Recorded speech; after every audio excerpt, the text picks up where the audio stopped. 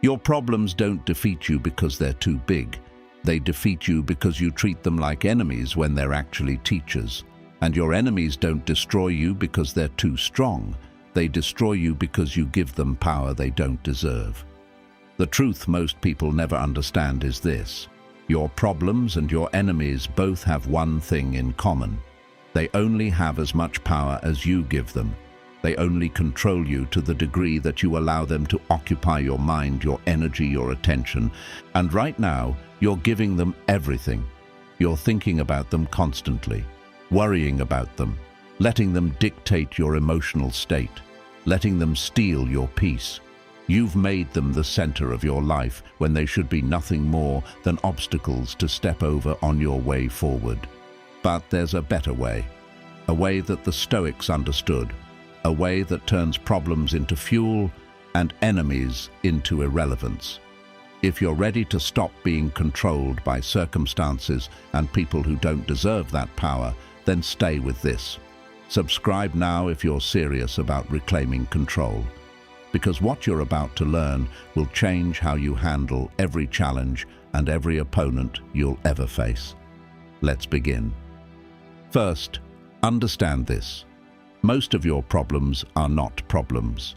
They're situations you've labeled as problems because they're uncomfortable or unexpected or different from what you wanted.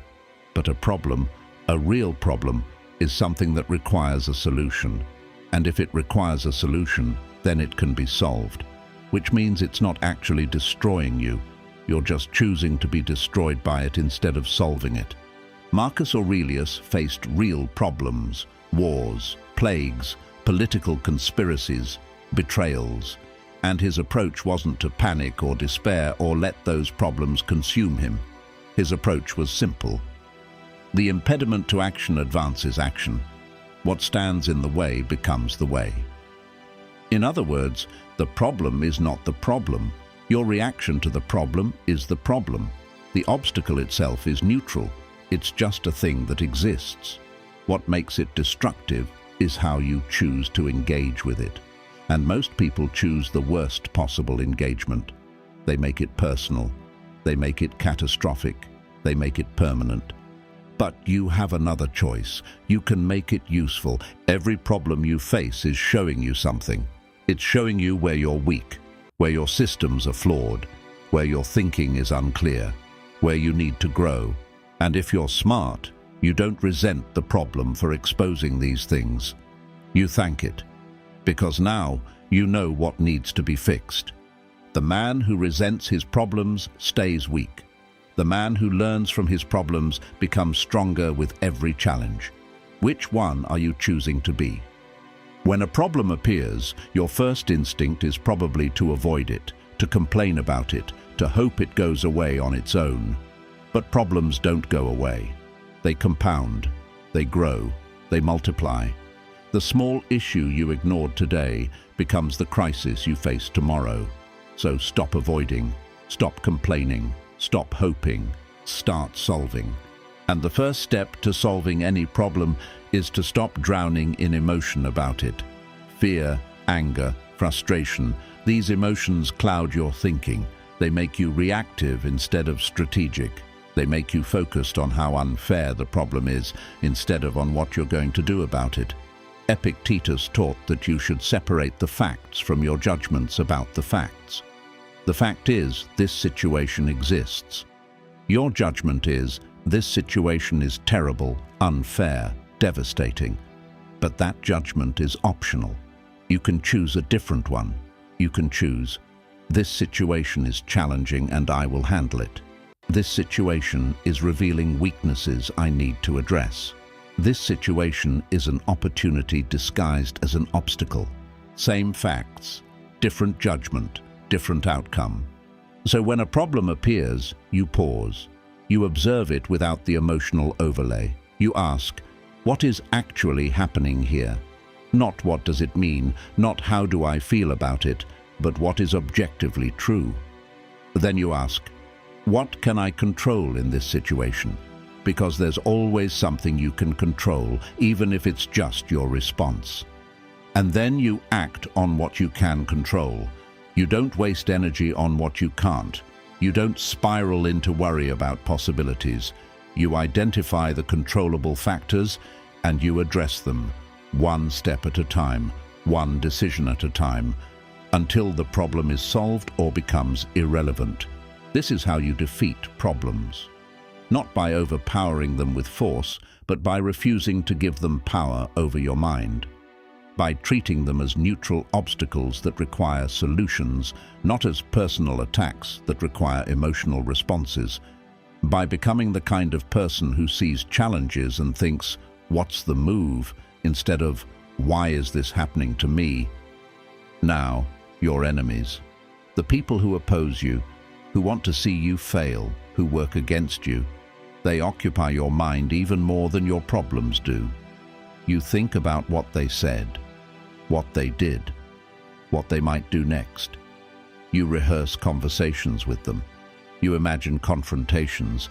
You let them live rent-free in your head while you pay the price in lost peace and wasted energy. But here's what the Stoics understood about enemies. The best revenge is not to be like them.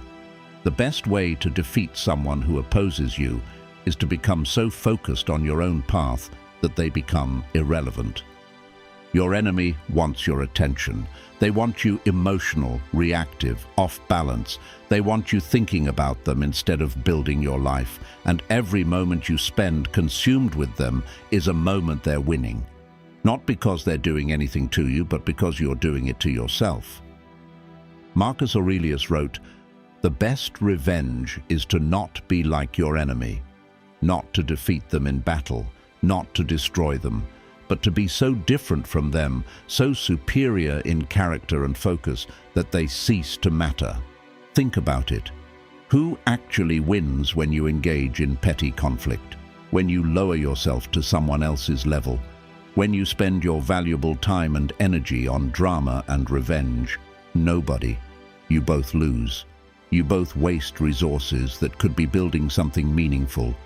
But when you refuse to engage, when you stay focused on your own path, when you treat opposition as background noise, you win by default, because you're building while they're destroying. You're growing while they're stagnant. You're focused on what matters while they're focused on you. Seneca said it clearly. The best way to avenge yourself is to not be like the one who injured you. Don't adopt their tactics. Don't sink to their level. Don't let them change who you are or divert you from who you're becoming. When someone opposes you, you have two choices. You can make them the center of your world, obsessing over every move they make, reacting to every provocation. Or you can make yourself the center of your world, staying focused on your goals, letting their opposition be nothing more than weather you walk through on your way to where you're going. One approach gives them power, the other keeps it for yourself. And here's the truth that will set you free. Most of your enemies are not as focused on you as you think they are. You're building them up in your mind, making them more significant than they actually are. They're living their lives, pursuing their goals, and yes, sometimes those goals involve opposing you, but they're not sitting around thinking about you all day. That's what you're doing about them. So stop. Stop giving them that power. Stop letting them occupy mental real estate they haven't earned. Stop reacting to every provocation, every slight, every challenge to your position. Instead, become unreachable. Not physically. You're still in the world, still taking action, but mentally and emotionally. They can't touch you because you're not where they're aiming. You're above it, beyond it, focused on things that matter more than their opinion of you. When they criticize, you don't defend. When they attack, you don't retaliate. When they try to drag you into conflict, you don't show up. Not because you're afraid, but because you have better things to do. Because your time and energy are too valuable to waste on people who aren't building anything. This is how you defeat enemies, not by destroying them, but by making them irrelevant, by refusing to play the game they want to play, by staying so focused on your own path that their opposition becomes nothing more than noise you don't have time to listen to. And here's what happens when you do this.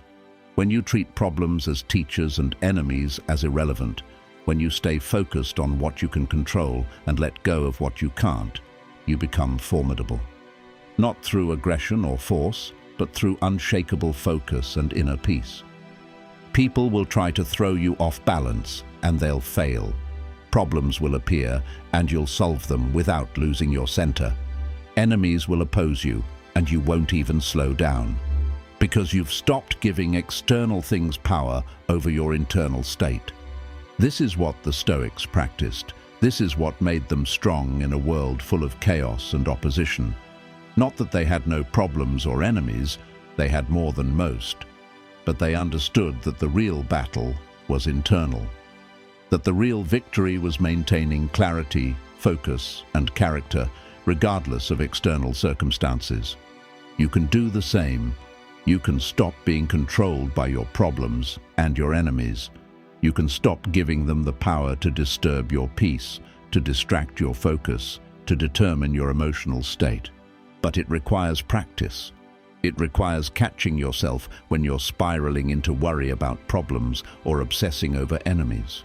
It requires consciously choosing to redirect that energy toward what you can actually control: your actions, your decisions, your character. Every time you do this, you get stronger.